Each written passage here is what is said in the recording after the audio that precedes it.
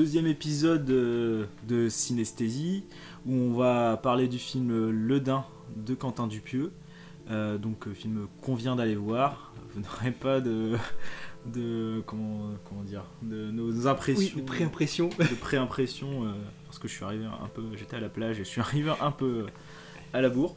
Donc on sort tout juste de la séance et on va peut-être du coup commencer par mettre un peu de contexte et donc parler rapidement de Quentin Dupieux et peut-être de la manière dont on l'a découvert.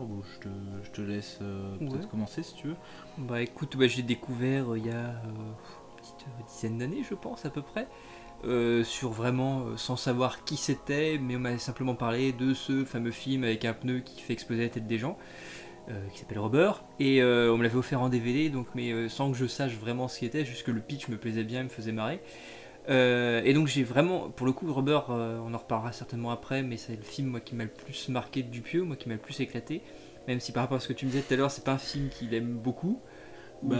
C'est ce qu'il, ce qu'il est. Il en peut-être marquant là-dessus, mais oui, là il est comme il est vachement, il parle vachement de la performance d'acteur. Ouais. Le fait d'avoir un film avec un pneu, et peut-être que c'est aussi, on le ramène peut-être beaucoup à ce film-là parce qu'il est marquant. Ouais. Mais c'est plutôt un film assez marquant parce que je trouve que il arrive vraiment à donner vie à son truc qui est inerte et c'est super fort parce qu'il y a une vraie tension dramatique qui se crée avec ça et c'est super cool.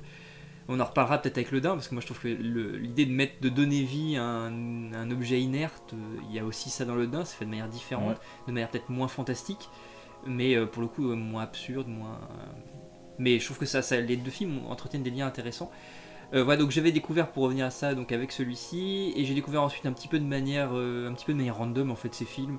Je suis revenu sur Steak après pour le coup, que j'avais dû voir en fait avant Rubber, mais dont je me rappelais plus vraiment, et je me rappelais surtout comme un film d'Eric Ramsey, comme je pense que beaucoup de gens l'ont retenu en fait. Comme il a été vendu. Et comme il a totalement vendu comme ça, avec Jonathan Lambert d'ailleurs déjà, qu'on retrouvera dans Réalité.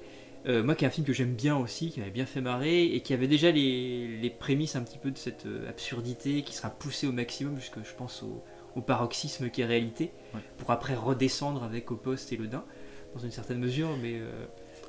Après, pour parler de paroxysme, je pense que le paroxysme, c'est carrément son premier film. C'est un moyen métrage qui s'appelle un non-film pour le coup. Oui, il y avait non-film, qui lui vend comme étant son film zéro, et où là, il y a vraiment là, c'est carrément abscon quoi. Il y a vraiment là, on est au niveau de l'absurde. On pourra en reparler plus tard, mais moi, je vais peut-être dire comment je l'ai découvert. En fait, moi, je l'ai découvert sans le savoir en fait, et comme beaucoup d'entre nous, en tout cas, qui étaient déjà nés dans les années du coup de 97-98 avec les pubs Levi's. Oui, c'est que j'avais. Donc je savais pas qui était Quentin Dupieux, je savais pas, mais les pubs Levi's avec ce petit bonhomme jaune et cette musique derrière très connue. Le tube c'est Flat Beat, je crois. Le personnage du coup c'est Flat Eric. Et du coup, cette musique qui. Quentin Dupieux, c'est un cinéaste, mais c'est aussi un musicien électro. Et d'ailleurs, je pense que c'est un de ceux qui a, je pense, le plus lié la musique électronique et le cinéma. Enfin, en tout cas, peut-être de manière. Je pense qu'il y en a peut-être d'autres, mais en tout cas, c'est peut-être le plus fameux pour ça. Et même si on y reviendra plus tard, mais dans Le Dain, il n'y a absolument pas de musique électronique. Mais pour moi, c'est cette chanson, c'est ce personnage, je sais qu'à 12 ans, moi, ça m'a mis une claque, et ensuite Steak, quoi. Parce que Eric Ramsey, parce que moi, je suis amoureux d'Eric Ramsey. C'est vrai que j'ai oublié de te dire aussi, oui, c'est vrai que tout à fait, je suis d'accord, je suis un grand amoureux aussi d'Eric Ramsey. Et du coup, comme on retrouve principalement, on voit Ramsey dans Steak, mais je crois qu'on ne le retrouve dans aucun autre de ses films. Mais par contre, Éric Judor, qu'on retrouve dans la plupart des films de Quentin Dupieux. Pour poser le truc, c'est vrai que moi j'aime beaucoup les films de Quentin Dupieux en général. Enfin, tous ceux que j'ai vus, je les ai tous vus sauf Réalité, et j'ai toujours beaucoup aimé. Et c'est vrai que le fait qu'il y ait Éric Judor, ça joue beaucoup, et l'humour absurde, humour ou non, parce que c'est pas toujours humoristique non plus. Non, c'est pas drôle forcément. Non, c'est pas forcément drôle. Mais moi, ouais, j'ai toujours beaucoup aimé ces films. Et donc, ouais, avec la découverte avec ce petit personnage-là et ses clips. Et alors, j'ai toujours eu, moi, l'impression que c'était quelqu'un de la musique qui venait au cinéma. Et alors, pour avoir récemment vu sa masterclass, en fait, ça s'est pas vraiment passé comme ça. C'est un autodidacte. Il a commencé à faire des petits films par lui-même avec ses potes quand il avait 15 ans, avec un caméscope. Et petit à petit, et en fait, ses amis faisaient de la musique électronique. Et il a réalisé des films, d'ailleurs dans ses premiers courts-métrages, on voit Laurent Garnier, on voit celui qui deviendra Kavinsky, je sais pas son vrai nom, son nom de scène, mais on voit tous ses potes en fait qui sont devenus tous des stars de l'électro. Et il est venu lui à la musique électronique après le cinéma parce que c'est lors d'un son premier court-métrage en fait qui a été sélectionné par Canal+, donc le premier court-métrage qui a eu une diffusion un peu importante en fait. Il avait une musique sur ce court métrage qui n'était pas de lui et du coup on lui a demandé de faire voilà, pour des questions de droit. Lui a un peu découvert ce truc là et il s'est acheté un synthé, il a commencé à faire de la musique et voilà. Et comme il était pote avec Laurent Garnier, que Laurent Garnier à l'époque commençait à cartonner et avoir sa maison de disques, il l'a sorti sur ce. Mais donc, ouais, ça, c'est un truc récent que j'ai appris, c'est que non, il vient pas de la musique, il vient du cinéma, puis ensuite la musique. Voilà. C'est marrant que tu dis ça parce que c'est juste une petite parenthèse pour rebondir sur ce que tu disais. C'est un mec qui me fait beaucoup penser, qui m'a toujours beaucoup fait penser quand j'ai découvert à des réalisateurs, un réalisateur japonais qui s'appelle Shinya Tsukamoto, donc a réalisé entre autres Tetsuo, et qui est un mec aussi un petit peu un homme orchestre, un petit peu comme Dupieux, donc il faut qu'il fasse grossièrement tout en fait, musique, tout, etc. Qui a eu les mêmes problèmes parce que Tsukamoto a émergé avec Tetsuo à l'origine, mais il a fait un film qui s'appelle Denshukozo un petit peu avant, qui était un moyen métrage qui raconte une histoire de vampire. Alors c'est assez absurde aussi Tsukamoto, c'est pour ça que je trouve que c'est un absurde indifférent, mais absurde quand même. Et il avait eu des problèmes pareils de questions de droit par rapport à sa musique, ce qui fait que le film n'est jamais sorti, ce moyen métrage. Son premier film est sorti parce qu'il s'est démerdé pour trouver un pote à lui qui jouait de la musique très étrange, où on tape grossièrement, on tape sur des... C'était un mec qui tapait sur des trucs en métal, et qui lui a permis de faire sortir Tetsuo de manière un peu générale, et que ce tout petit film devienne un film énorme dont tout le monde parle un petit peu. Moi c'est vrai que ça me fait penser aussi à cette idée de Rubber aussi, où c'est des films, c'est quasiment des high concept, où vraiment le concept fait le film et fait sa renommée. Après les gens le découvrent pas tous, mais ils ont tous dans l'idée cette idée du pneu tueur. C'est un peu comme Human Centipede, où les mecs, il y a plein de gens qui n'ont pas vu Human Centipede, mais l'idée, le concept de Human Centipede est plus fort que le film. Et c'est un petit peu, et je comprends pourquoi Dupieux pourrait être un petit peu agacé d'ailleurs par cette idée qu'on ramène toujours à ce film-là, parce qu'il y a un concept tellement fort que force est de constater que c'est le truc qui revient, quoi. C'est ça. Et donc oui, donc, fin des années 90, il réalise ces pubs-là, il réalise pas mal de clips pour Laurent Garnier et pour lui-même d'ailleurs. Il a réalisé tous les clips de Mister Oiseau. Donc, voilà, donc Quentin Dupieux et aussi Mister Oiseau dans le milieu de la musique. Et du coup, donc, le premier film c'est Steak. Voilà, donc en 2007 je crois. Je crois que c'est ça, oui. Donc voilà, Steak. Mais alors il commence directement quand même avec c'est un film avec des gros producteurs quoi. C'est parce que à l'époque en 2007 Eric et Ramsey c'est quand même pas rien quoi, mine de rien. C'est des gars qui font plusieurs millions d'entrées à chacun de leurs films. Et du coup donc c'était super bankable à l'époque. C'est ça, donc c'est qu'il a quand même une image de cinéaste indépendant, mais il commence sur un film qui est pas du tout un film indépendant. Et qui a dû faire très très bizarre aux gens qui l'ont découvert en allant voir un film Eric et Ramsey aussi, parce que ça ressemble... C'est pas la tour Paris infernale. Ça n'a rien à voir. Ouais. Et pourtant, ça a été vendu. Si on regarde la bande-annonce c'est vendu. Déjà, ça casse ça sort toutes les scènes un peu justement humoristiques du film. Ils ont mis toutes les scènes humoristiques du film, sauf que c'est un drame. Steak, c'est un drame. C'est pas du tout. Enfin, il y a des moments super chelous et malsains des fois. Il y a des trucs, moi, je trouvais très curieux en fait. Où, quand tu vois ça, tu t'attends pas à recevoir ça dans la gueule en fait. C'est très noir. C'est très très noir.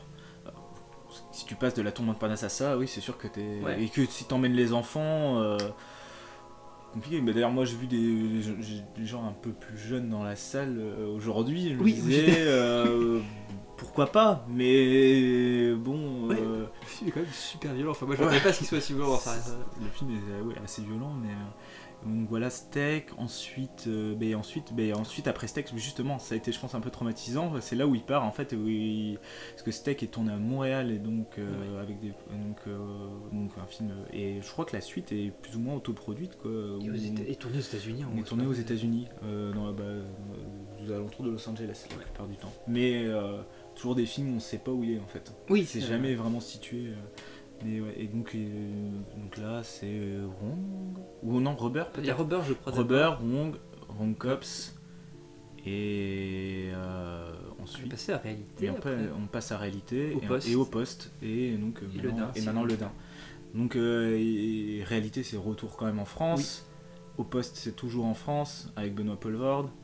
Et donc là on reste en France en fait. Là c'est un peu fini tous ces. Surtout qu'il s'est attaché à un nouveau duo de comiques quand même, parce qu'il prévoit son prochain film me semble avec eux, qui sont Grégoire Ludig et David Marseille, les mecs du Palmachot, avec qui il a aussi je pense trouvé un terrain d'entente et c'est pas étonnant finalement.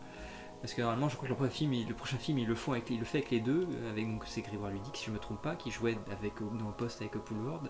Et que ce sont finalement des mecs aussi qui, un petit peu comme Eric et Ramsey, moi c'est des gens que j'apprécie aussi beaucoup en fait en termes d'humour et qui ont ce côté aussi absurde que j'aime bien aussi et qui je pense finalement je comprends qu'ils s'entendent bien en fait ensemble. Ouais. Mais c'est quand même très Canal hein, quand on pense Chabat, Jonathan Lambert. Jonathan Lambert, Eric et Ramsey aussi c'est Canal. Dans Dujardin c'est pas Canal mais les Nous c'est nous c'était. Non, c'était pas Canal. C'était pas Canal, mais bon. Mais n'empêche qu'il a trouvé Casanaviscius, qui vient de Canal aussi, donc il y a. Et c'est dans Au Poste, il y a Monsieur Fraise. Oui, aussi. Donc il y a beaucoup d'humoristes dedans. Oui, c'est vrai que t'as. Et Marilyn Manson aussi. Oui, aussi. Il a fait un clip aussi. Il a réalisé un clip pour Marilyn Manson, qui est à mon avis pas le plus réussi. Ouais, qui est assez dark quoi. Bon, en même temps Marilyn Manson. Mais c'est intéressant de le voir dans ce registre pour le coup. Et il y a des redondances, il y a des trucs qu'on retrouve. En tout cas, moi j'ai l'impression que l'on retrouve dans ces clips. Il y a souvent des toilettes. Un clip de Laurent Garnier, il y a un clip de Laurent Garnier c'est 2 chansons de Laurent Garnier qui sont en fait c'est un court métrage de 7 minutes où c'est 2 chansons à la suite de Laurent Garnier et qui est très bien. C'est une petite histoire qui se passe dans un bar. Et là, pour le coup, c'est vraiment, vraiment le côté absurde qui est vraiment là. Là, les bases sont vraiment posées, quoi. Et qui est plutôt chouette. Ah, il était proche aussi de Sébastien Tellier aussi, pareil, dans l'électro. Donc c'est tout ce petit univers-là, voilà. Bon, je pense que là, on a pas mal fait un bon petit tour d'horizon. Voilà, on a fait un bon petit tour d'horizon autour de Quentin Dupieux et on va pouvoir commencer à parler du film du jour, du Dain. Vous parlez de mon blouson ? Pourquoi on parlerait de ton blouson ? Vous voyez bien que c'est pas un vêtement banal.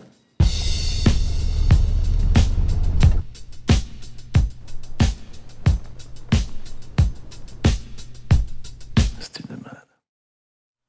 Je te laisse commencer. Est-ce qu'on le résume rapidement ? Est-ce qu'on a le droit de spoiler ou pas ? Parce que finalement. Spoiler, il n'y a pas grand chose à spoiler. Mais je crois que la bande-annonce montre déjà pas mal de choses. Parce que même la partie meurtre, on la découvre dans la bande-annonce aussi. Ouais. Donc, on peut faire un peu. Si tu veux faire un petit résumé. On va faire très simple parce que finalement, pour moi, dans cette mesure, c'est encore un high concept. Pour moi, c'est vraiment des concepts très très forts que pose à chaque fois de toute façon Dupieux. Et après, ce qui est intéressant, c'est ce qu'il va en faire derrière.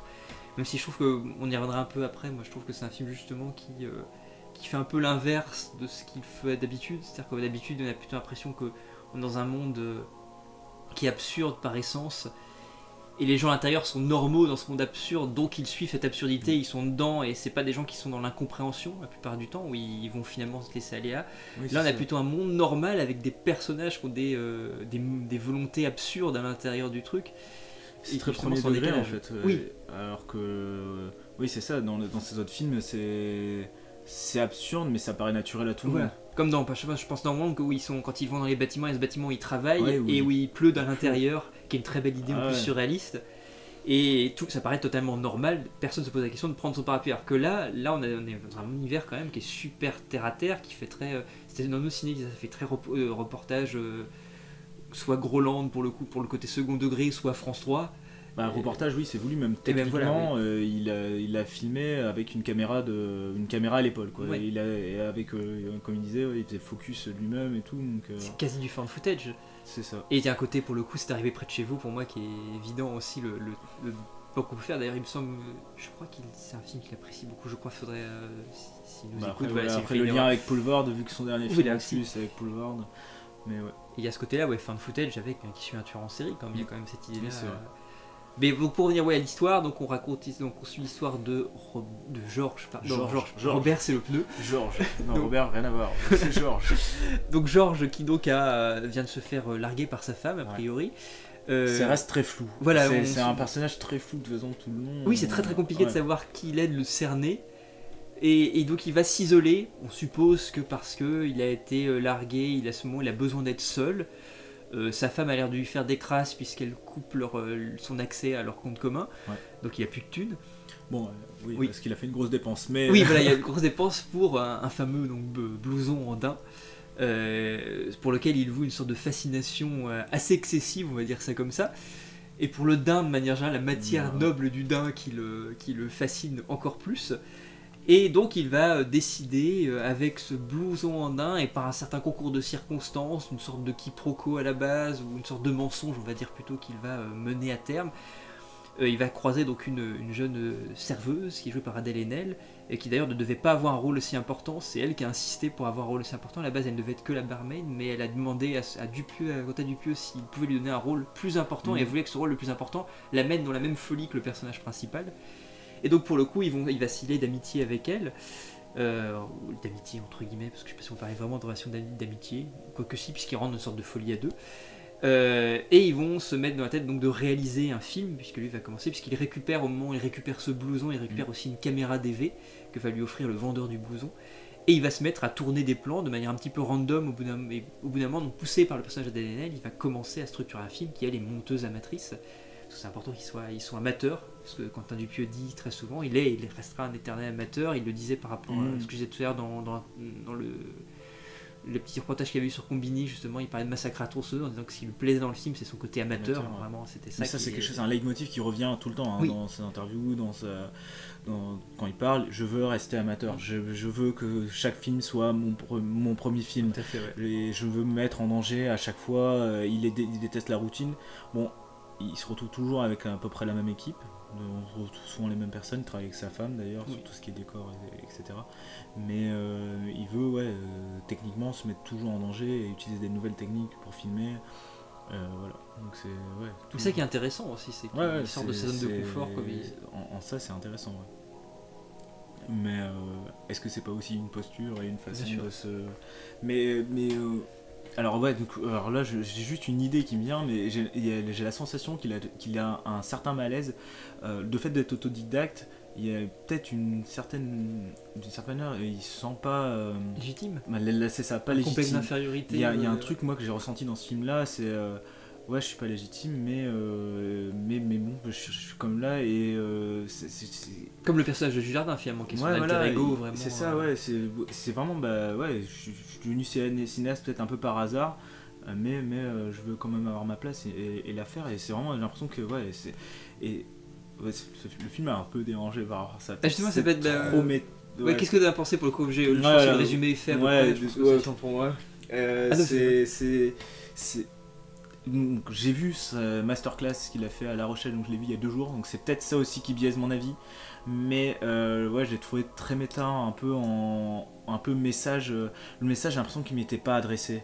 J'ai l'impression que c'était un peu un message à l'industrie du cinéma, un peu peut-être aux gens qui n'ont pas cru en lui, ou j'ai un peu eu cette sensation là et où c'est peut-être une manière de montrer, oui, je suis autodidacte, mais regardez, j'y suis arrivé quand même. Il y a ce moment où un des personnages lui fait, il y a vraiment ce truc de, c'est aussi c'est vraiment une réflexion sur le cinéma, sur c'est peut-être pas que sur lui, mais est-ce que ça m'intéressait, je sais pas. Est-ce que tu as l'impression d'une sorte d'ego trip, tu veux dire, dans ce sens-là, ou... d'ego trip, je sais pas, mais est-ce que ça m'intéresse un film qui parle du cinéma, je sais pas. C'est peut-être ça aussi, c'est que je m'attendais à autre chose, c'est que quand je vois ces autres films, quelque part ça me fait un peu voyager, ça me fait sortir de mon univers. Et là, que ce soit aussi premier degré, parce que même au poste, on est quand même dans un truc qui est un peu plus premier degré par rapport au reste de ces films, on peut dire quand même. Peut-être que depuis Réalité, justement, il se rapproche de la réalité de plus en plus. On est dans des choses qui sont de moins en moins absurdes. On se retrouve pas dans des situations comme dans Wrong avec de la pluie qui tombe dans le bureau. Et c'est ce que j'aimais beaucoup. Ouais. Et il lâche... d'un point de vue poétique pour le coup. Alors c'est moins poétique aussi. Ouais, c'est moins poétique peut-être. Ouais. C'est peut-être moi ce que j'aimais dans ces anciens films et que je retrouve pas, que je retrouve moins en tout cas là-dedans.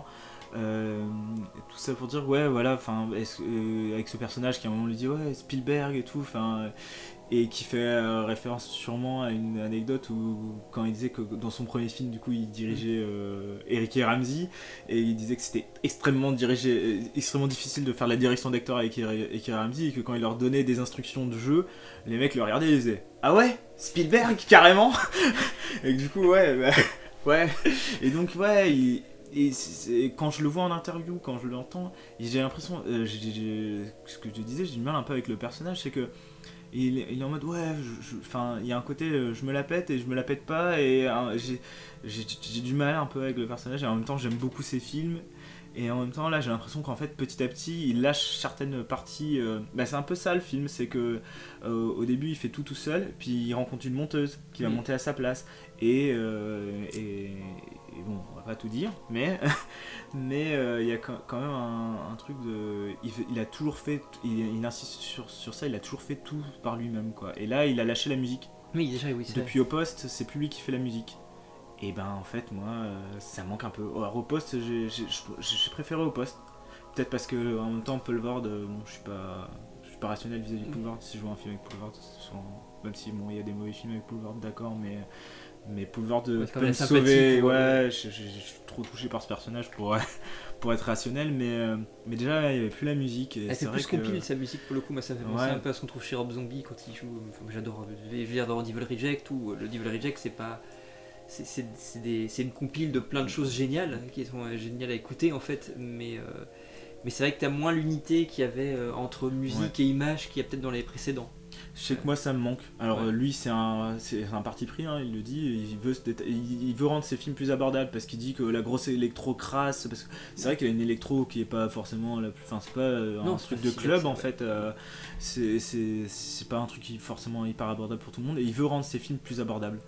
Alors c'est peut-être que je suis un hipster, peut-être que du coup ça me fait chier, parce que ouais, il fait plus des films avec des pneus et des trucs hyper absurdes, mais c'est vrai que moi ça me manque, que j'ai découvert, bah, en fait depuis le début, c'est con, mais la pub, bah, c'est la pub, c'est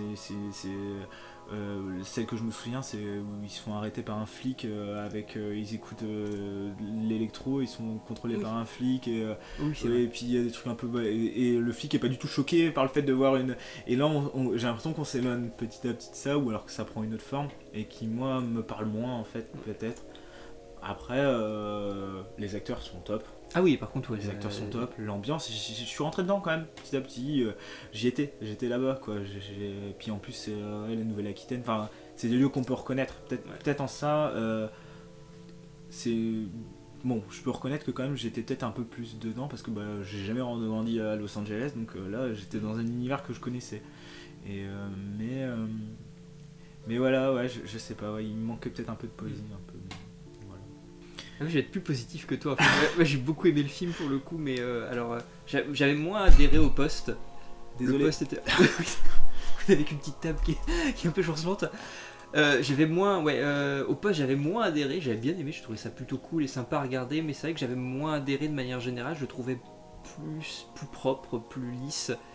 Là où en réalité, alors m'avait un peu perdu parfois, mais je le trouvais peut-être trop abscon, mais justement le côté abscon me plaisait quand même, c'est-à-dire que j'avais une sorte de relation amoureuse avec l'abscon. J'aime bien quand on l'est, mais ça me fait chier aussi quand on l'est trop, parce que j'arrive pas à rentrer, ça me bloque parfois l'entrée. Mais voilà, j'aime beaucoup Réalité. Moi c'est vrai que j'ai retrouvé un petit peu, en fait, curieusement ce que je surkiffe dans Rubber en fait. En celui-là, c'est-à-dire le côté extrêmement réaliste du cadre en fait, parce que dans Rubber c'était quand même ça, il y avait une ambiance, c'est très personnel. Je suis fan, je parlais de Massacre à tronçonneuse, je suis fan de Massacre à tronçonneuse de Toby Hooper. Pour moi, il y avait ce côté avec ce sorte de côté un peu Texas aride, le côté aride justement, sorte de désert. J'aimais bien vraiment ce cadre-là avec une sorte de tueur qui se battent dans le désert. Moi, ça me faisait penser, il y avait vraiment ce côté Massacre à tronçonneuse qui me faisait avec ce shérif aussi, qui faisait penser à Massacre à tronçonneuse 2, enfin ce flic qui poursuit le pneu. Et que moi qui me plaisait bien. Là j'ai trouvé un peu ce côté là, alors réaliste dans un cadre différent, qui est pas un cadre américain pour le coup, mais qui est plutôt un cadre français, terroir. Et j'ai bien aimé ce côté là en fait, de partir comme je disais tout à l'heure, plutôt que d'avoir un univers qui est complètement surréaliste et dans lequel les personnages considèrent le surréalisme comme une norme, donc pour eux ils sont surréalistes aussi dans leur comportement. J'ai bien aimé ce côté où tu as un cadre hyper réalisme c'est peut-être parce que c'est mon amour du fantastique qui parle, où le fantastique par définition c'est ce petit élément qui va venir gripper la réalité qui est bien huilée quoi.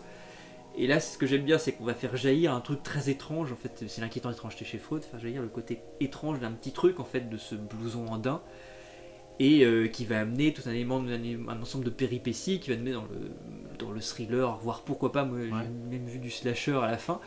Mais alors il y a un côté très très premier degré. Et t'as trouvé inquiétant parce que moi justement. Moi je trouve très inquiétant du jardin en tout cas, le personnage. Ouais, mais alors pourtant je suis bon public sur les. Mais moi j'étais plus inquiété limite par quand l'absurde quand ça part vraiment du total absurde, quand j'ai plus aucun repère. Bah là j'avais trop de repères et du coup.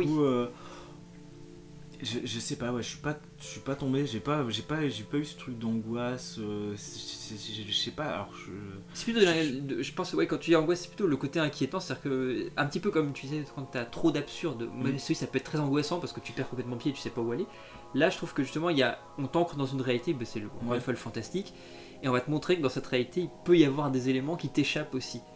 Et c'est dans ton monde concret à toi, donc c'est plus facile parfois de t'identifier en disant c'est mon monde, c'est le monde, et imaginons qu'il se passe ça dans mon monde, et c'est pas grand chose finalement, c'est un type qui est, parce que c'est un grand film, enfin je trouve ça aussi un grand film sur l'obsession, et cette obsession là, qu'est-ce qui se passe si t'as un type qui est obsédé de manière absurde par un objet, et qui va aller jusqu'à pousser son raisonnement jusqu'au maximum, donc je vais pas forcément révéler ce qui va faire qu'il pousse son raisonnement au maximum, mais voilà, je trouve cette idée-là intéressante. Alors même si je suis d'accord, moi j'ai quand même une préférence pour l'idée de de donner vraiment vie à l'objet, comme c'est le cas dans Rubber. Bah, il lui donne vie quand même. Là, il lui donne vie, mais tu sens que c'est quand même une partie de la névrose du personnage. Et donc finalement, c'est du fantastique, mais qui reste entre deux eaux. Mais c'est un peu, cela dit, mais c'est ambigu dans la manière de filmer. Spoiler, coupé. Oui, voilà. C'est ambigu quand même parce qu'il y a un moment où il dort. Oui, non, mais tout à fait. Le blouson parle, c'est vrai. Et en plus, il joue beaucoup avec les chants contre chants pour justement se débrouiller pour qu'on ne voit pas du jardin parler, ou de moins en moins. C'est-à-dire qu'au début, on joue plutôt sur des flous où c'est le blouson qui est net et le jardin qui est flou et qui parle, mais tu vois qu'il parle.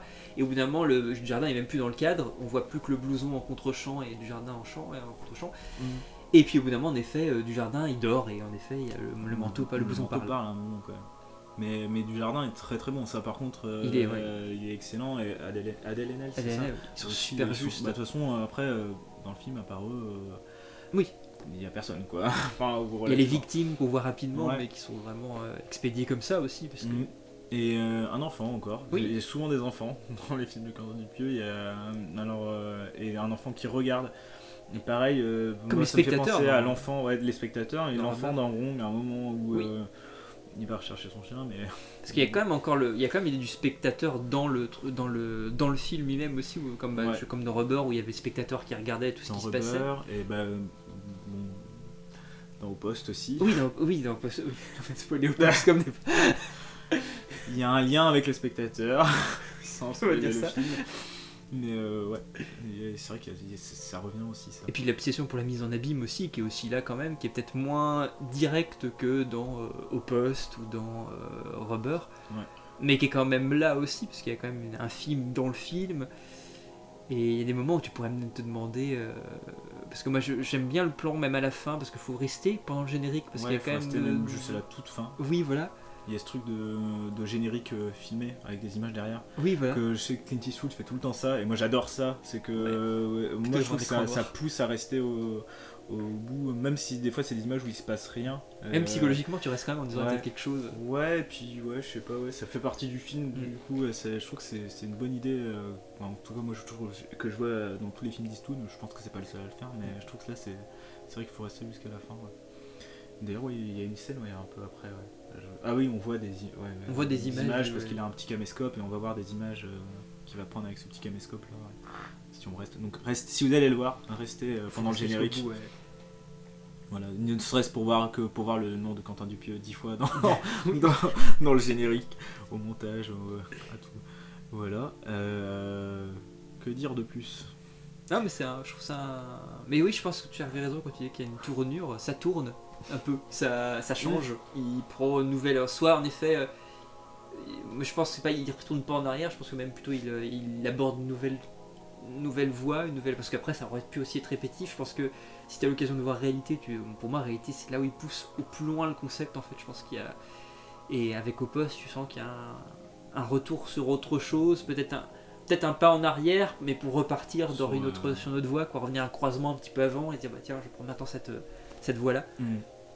Et je trouve que le Dain en fait pousse un peu plus loin ce qu'il y a dans le poste. Je trouve que finalement c'est assez. Il y a une continuité quand même qui se lie après Au Poste, je trouve. Mais Sur le nain, ouais. oui, je trouve qu'il y a une continuité entre les deux films en fait aussi. Sur la manière de travailler encore une fois parce qu'Au Poste, toutes les premières parties, ça reste aussi très ancré dans une certaine réalité, alors qu'elle n'est pas la même parce qu'elle est plus colorée, peut-être moins sordide que dans le Dain. Et moins peut-être réaliste quand même, parce que là on a vraiment le côté documentaire qui est très très, très poussé. Mais on se rapproche de la réalité comme si c'était encore une marche franchie. Mais pareil, on est dans un film en 2 parties en fait, clairement. Ça m'a fait penser aussi à Panos Cosmatos. Ouais, tout à fait. On dit, bon, après, dans une moindre mesure, déjà aussi parce que le film est plus court, donc ça va un peu plus vite. Et peut-être qu'elles sont un peu moins tranchées ces 2 parties au final, mais tranchées, c'est le cas de le dire. Mais ouais, bon, il y a quand même. Bon, après, sans avoir adoré le film, je l'ai pas détesté non plus. Et il y a des très bonnes idées, il y a des trucs vraiment très chouettes, il y a des moments très drôles, des moments un peu inquiétants. Non, franchement, j'ai pas passé un bon moment. Pardon, lapsus. Lapsus. J'ai pas passé un mauvais moment, mais peut-être que j'ai tendance à attendre. Quand je connais un cinéaste, quand j'ai vu des films, j'ai peut-être tendance à attendre trop de. Et là, je sais pas, ça va peut-être beaucoup trop loin, c'est peut-être trop éloigné de ce que j'ai pu aimer avant de lui, mais pour autant, ça reste. Et puis bon, rien que Dujardin et Enel, c'est vraiment cool. Même si je pense que ça parlera pas à tout le monde. Non, je pense que c'est un film qui est dur d'accès en fait. Je pense C'est que ça. Contrairement à ce qu'on pourrait penser, de dire que c'est plus accessible parce que plus ancré, on va dire, je pense que c'est très compliqué d'entrer. Je pense qu'Au Poste est peut-être plus accessible. Ah oui, je pense que c'est plus accessible parce Au que Poste. le côté comédie, et au final, Au Poste, peut-être plus poétique, c'est peut-être aussi. Oui, aussi, ouais. Et mais ouais, et donc. Mais il travaille sur la photographie dans Au Poste qui est beaucoup plus, encore une fois, beaucoup plus agréable, beaucoup plus lumineux, beaucoup plus. Même si ça se passe la nuit et dans un lieu unique, mais c'est plus visuellement, c'est plus agréable, plus enjaillant, putain, je vais prendre le mot enjaillé. Plus facile d'accès, on va dire ça comme ça pour reprendre ce style-là, mais ouais, c'est plus. Alors que là, il y a quelque chose quand même de plus terne, de plus glauque, de plus. Mais alors après, du coup, est-ce qu'il y a des trucs qui pour relève limite du je sais pas si c'est du manque de finesse, mais des fois j'ai l'impression que c'est quand même un peu des gros sabots, quoi. Ce message, sur l'ensemble du film, c'est quand même comme je disais tout à l'heure, un message un peu. Enfin, moi je l'ai pris comme un message pour le cinéma, pour l'industrie. Oui. Et voilà, ce côté, Spielberg, mais quand il est sapé, quoi, petit à petit, le mec, c'est Indiana Jones, quoi. Oui. C'est Indiana Jones avec ses Cantona déguisés en Indiana Jones, quoi. Et puis, un personnage qui ressemble quand même un peu. Au final, Dujardin, il ressemble. Avec sa barbe, il ressemble à Quentin Dupieux. C'est un grand gars avec une barbe, donc un petit. Moi, je l'ai vu comme le mec qui se transforme en daim aussi, et qui est la proie, et qui en fait n'est pas la proie, devient le prédateur. Petit à petit, la proie, oui. Enfin, parce que il y a quand même beaucoup de stock shot, de plans de coupe avec des daims. Ouais.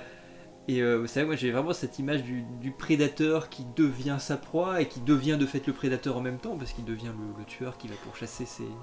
Ouais, mais c'est assez fou d'ailleurs, ces plans de daims, ils n'étaient pas du tout prévus à la base. Il y avait un élevage de daims dans le coin, ou de biches, je sais pas.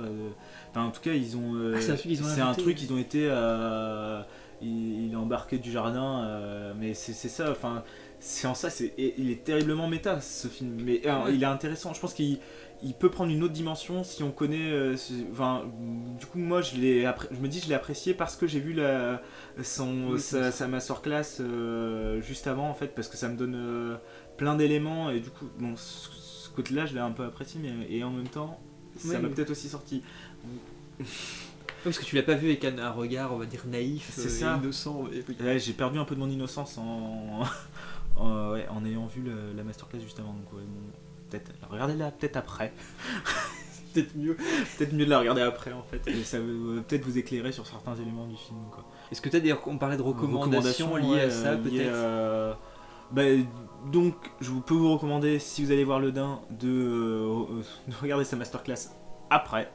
Je vous recommande les clips qu'il a pu faire pour Laurent Garnier. Je crois, de mémoire, c'est Flashback, je crois, le nom de la chanson. Et c'est vraiment cool. Et il a fait beaucoup de clips, donc ça c'est trouvable sur internet, les clips qu'il a fait. Il a fait beaucoup de clips pour des groupes assez différents et à chaque fois c'est des expériences assez sympas. J'ai plus tout le monde en tête, mais il a fait pour ses amis, quoi, pour Sébastien Tellier, pour Laurent Garnier, il en a fait beaucoup. Donc là, comme ça, voilà. Et puis de regarder. Moi je conseillerais de commencer par Wrong, mais c'est un avis qui est pas du tout.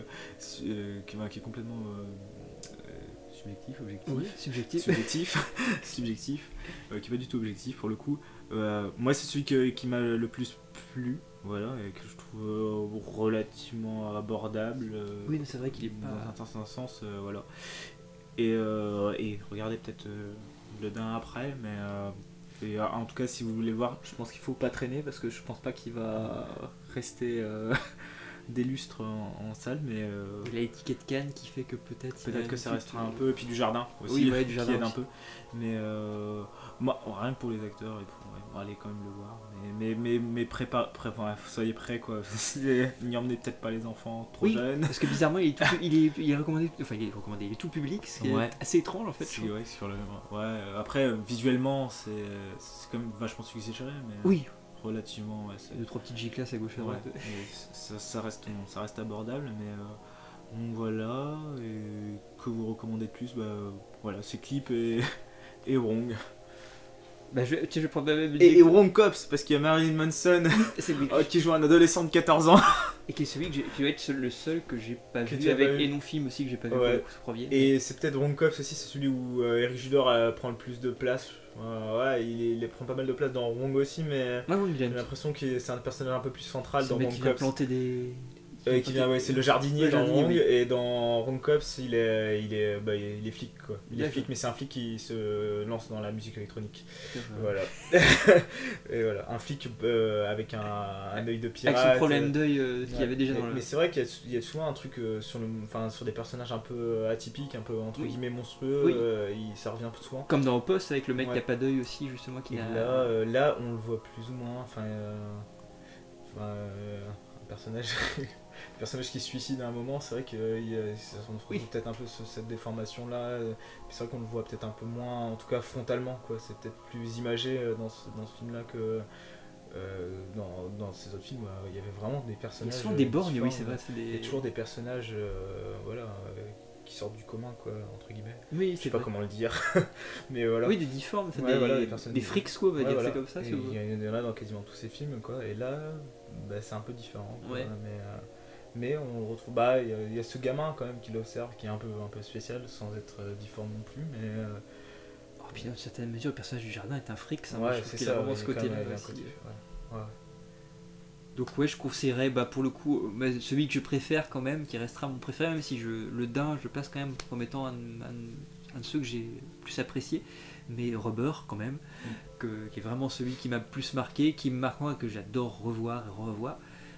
Sinon la même idée un petit peu de cette idée de folie à deux avec un couple qui va se mettre à tuer des gens, je vous conseille indéniablement Touriste de Ben Wheatley.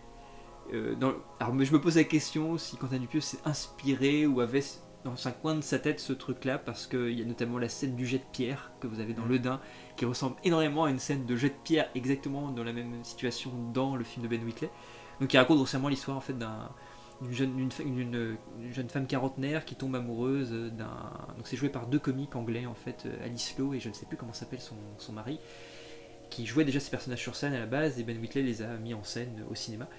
Et donc elle tombe amoureuse d'un homme aussi quarantenaire, ils décident de partir tous les deux en fait pour fêter leur coup de foudre, faire un road trip en Angleterre.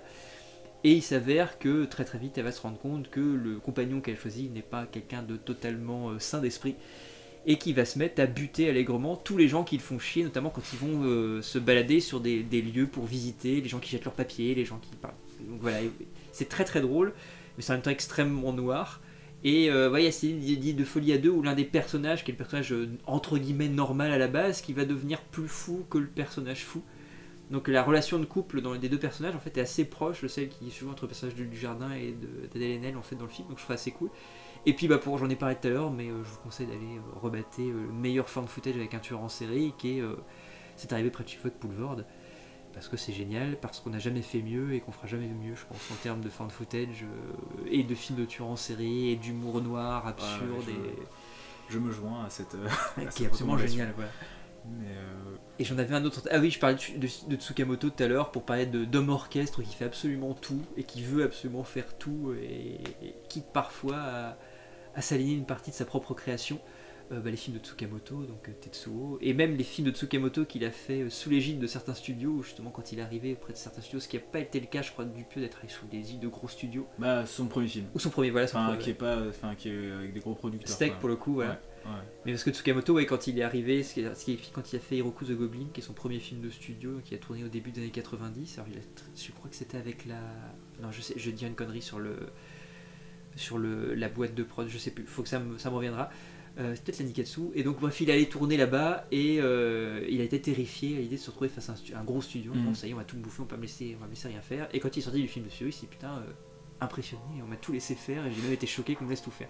Donc allez voir les films de Tsukamoto parce que c'est vachement bien aussi et que c'est un vrai homme orchestre, un petit peu comme les Dupieux, mais d'une manière complètement différente. Bon, merci à vous de nous avoir écoutés, en espérant que on aura réglé les petits soucis techniques qu'il y avait dans le premier numéro. On a éteint les téléphones cette fois-ci, il n'y avait pas de bière sur la table, donc il y a peut-être moins de cliquetis. Il y avait des chats, donc on verra, peut-être que vous entendrez... Ça c'est possible. Mais bon, ce sera peut-être moins désagréable que des bruits de GSM. Sur ce, à la prochaine fois, oui, la prochaine. Le plus vite possible en tout cas. Et puis bon film. Salut. Salut.